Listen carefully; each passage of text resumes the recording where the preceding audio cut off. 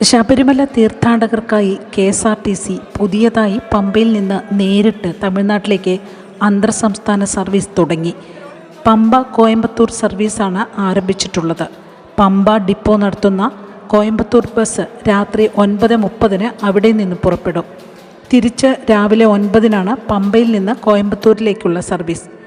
KSRTC Punalur ഡിപ്പോയുടെ ബസ്സാണ് November 29 ശനിയാഴ്ച മുതൽ പമ്പ തെങ്കാശി റൂട്ടിൽ സർവീസ് നടത്തുക.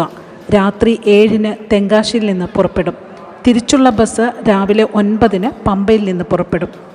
പഴനി, തിരുനെൽവേലി, കമ്പം, ചെന്നൈ എന്നിവിടങ്ങളിലേക്കും സർവീസുകൾ നടത്താൻ ബസ്സുകൾ റെഡിയാണെന്നും അധികൃതർ അറിയിച്ചിട്ടുണ്ട്. കർണാടകയിലേക്കും ഭക്തരുടെ ആവശ്യാനുസരണം സർവീസുകൾ നടത്തും. സർവീസുകൾ നടത്താനായി KSRTCയുടെ 67 ബസ്സുകൾക്കാണ് പുതിയതായി പെർമിറ്റ് ലഭിച്ചത്.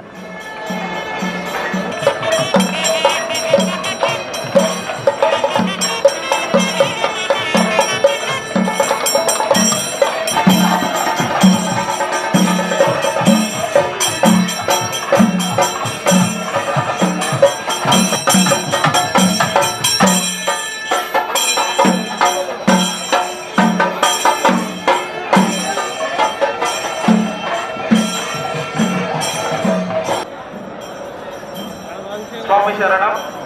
பக்தர்களின் கவனத்திற்கு தமிழ்நாடு தாரமங்கலத்தில்